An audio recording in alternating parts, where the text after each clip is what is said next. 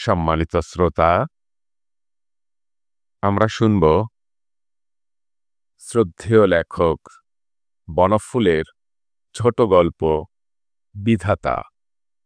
বাঘের বড় উপদ্রব, মানুষ অস্থির হইয়া উঠিল। গরু বাছুর শেষে মানুষ পর্যন্ত বাঘের কবলে মারা পড়িতে লাগিল। সকলে তখন লাঠি সড়কি বর্ষা বন্দুক বাহির করিয়া বাঘটাকে মারিল। একটা বাঘ গেল, কিন্তু আরেকটা আসিল। শেষে মানুষ বিধাতার নিকট আবেদন করিল, ভগবান, বাঘের হাত হইতে আমাদের বাঁচাও। বিধাতা কহিলেন, আচ্ছা। কিন্তু পরেই বাঘরা আসিয়া বিধাতার দরবারে নালিশ জানাইল, আমরা মানুষের জ্বালায় অস্থির হইয়া আছি। বন হইতে বনান্তরে পলাইয়া ফিরিতেছি, কিন্তু শিকারী কিছুতেই আমাদের শান্তিতে থাকিতে দেয় না। ইহার একটা ব্যবস্থা করুন।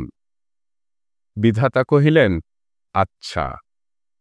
তৎক্ষণাৎ নেড়ার মা বিধাতার নিকট আবেদন পেশ করিলেন, বাবা, আমার নেড়ার যেন একটি টুকটুকে বউ হয়। দোহাই ঠাকুর, তোমায় 5 পয়সার সিন্নি দেব।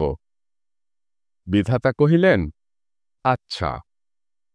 হরিহর ভট্টাচার্য মামলা করিতে যাইতেছিল।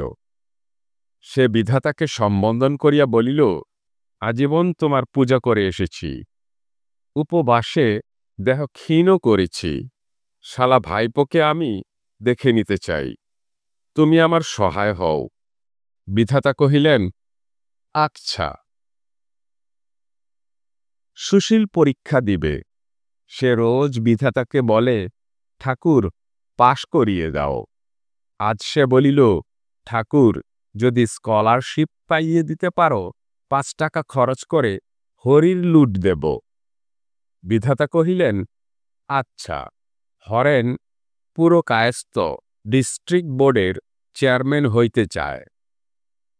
কালী পুরোহিতের মারফত সে বিধাতাকে ধরিয়া বসিল। 11টা ভোট আমার চাই। কালী পুরোহিত মোটা রকম দক্ষিণা খাইয়া ভুল সংস্কৃত মন্ত্রের চোটে বিধাতাকে অস্থির করিয়া তুলিল। ভোটং দেহি, ভোটং দেহি। বিধাতা কহিলেন, আচ্ছা, আচ্ছা। কৃষক 2 হাত তুলিয়া কহিল, দেবতা জল দাও। বিধাতা কহিলেন, আচ্ছা।